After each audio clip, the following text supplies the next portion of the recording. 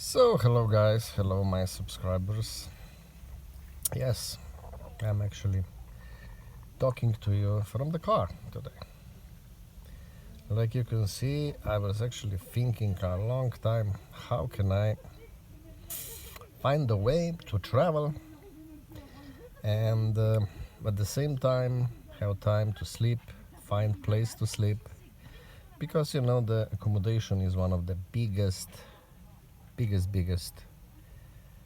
expenses on the way to travel. So I did find a way. Yes, so I would love to show you. So I bought a car, which was like, I think so around at that time, that was like 4 or 5 years ago. It was around 900 euros. I bought it in England, so the steering wheel is on another side. And I'm from Europe, like everybody knows, probably, at least, especially if you're my subscribers. And I was looking for the car which would have the straight floor, so I can just put like a mattress, like you can see here. And yeah, and find a really nice wine I can recommend. That's a German wine, a Lieblich red wine, and it's sweet, so what I really like. And yes, and after that I bought that car on the eBay, on the auction. I certainly need to put some more money in it, but now it's really operational and I just love it. It's really nice. So then I actually I'm 186 centimeters tall, so that would be a 6.2 foot, 6.3, something like that, 6.2 I think, for English, or people who are using feet and inches. And that's completely enough that I can lie down and I still have some room, on the end, so it's not a problem at all. So that was accommodation sorted, let's say like that. So because really hotels are more and more expensive from day to day, even hostels. I mean, if you go to England, you would hardly sleep somewhere for 50 pounds or less, so that would be, in Europe would be even 80 euros, or I mean, you can find some accommodation in some hostels for like 20 euros, I would say, or maybe 30, but still, if I'd really like to sleep, I really like to have my own room. So I'm a little bit old now and fussy, like they say, but yeah. So this is now my room. I have a lot of lights, like you can see there one, actually there two, and some in the front. So yeah, a lot of lights. I have a steering wheel on that side, so you can see, and I lie on this side. So that's it. And then I start thinking, how can I travel in case of COVID restrictions? Because it was like, for example, I stop in Turkey, and I would love, my plan was to go from Turkey with a ferry to Greece, on island of Gods, Ikaria. And I realized that that's not possible. The only possibility would be to go with a bicycle. So I bought my first electric bike, and yeah, and I done it. So that was my first visit of Ikaria and Kos Island from Turkey, and then I traveled back. I stay in the same car, sleep in the same car, and enjoy my life. And later on I find another bicycle, which I actually sell the first electric one, which I take it and travel to England, from Slovenia to England on it.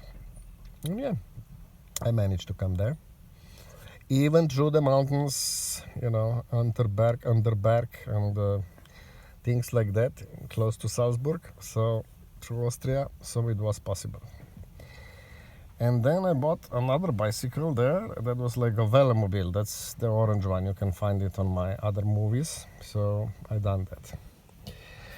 And after that, I bought that bicycle. I realized that maybe I need something else, more like for hills, for the mountains, or for, like to go off-road, because the velomobile is really more like a road bike with three wheels, and looks like a formula, so it's not really for a rough terrain. So, and I find something like that. Like you can see, it's like cannot open completely, but anyway, you can see it's like a cargo bike. It's even have a trailer on the back. I can put a trailer. It's a bit longer. Yeah. Maybe I can do something like that. Look. Yeah, you can see now. Yeah. So it is like that. It's actually having 2 batteries and the engine on the back. And that bicycle actually takes me all around, you know, to the rough terrain and everything. So what I need for having 20-inch wheels, and it's good. And the first real travel with him was to England from France, from Dunkirk. And I just finished there, and I bought another bicycle there, and I bring it on that bike. Yes, on that bike I bring another bicycle, which is like on 4 wheels or quadricycle. So my plan for now is to have that bicycle, which is great. I just put it at the back when I'm not lying here, and I can take it wherever I wish. I park wherever it's like a free parking or, you know, free camping, and then take the bicycle and I go around like I've been doing that today around Dunkirk on the beach and all around. And then so I have a, you know, I put the car somewhere outside of the center and then take the bicycle, and I would say that I use a lot less footprint on that planet than most of people. And with that bicycle, which have 4 wheels, I'm planning to do it something special, and that will be like a bicycle, like a car camper. So that's my next project, and I will certainly tell you more about it. And that's how I find the way that is the cheapest, extremely cheap, let's say like that, to travel. And even in case of any COVID problems or things like that, you still can always travel with bicycle. So that's it. What else I should say? If you have any questions about that and similar things, you're more than welcome to tell me, you know, or ask me a question. And yes, I love free camping, you know, wild camping they say, or free camping, because this is, you know, planet Earth is from all of us. We all should have that right. I mean, it's a human right that we can stay there and sleep. Even I don't understand, you know, how some governments, like for example in Netherlands especially, they don't allow you to sleep in a car. I mean, look, you can sleep in a camper van, which is 100,000 euro or 20,000 or 50,000 euros car, and in designated areas mostly, but you have some PZA and places where you can sleep or parking. I don't know why I wouldn't have the same right.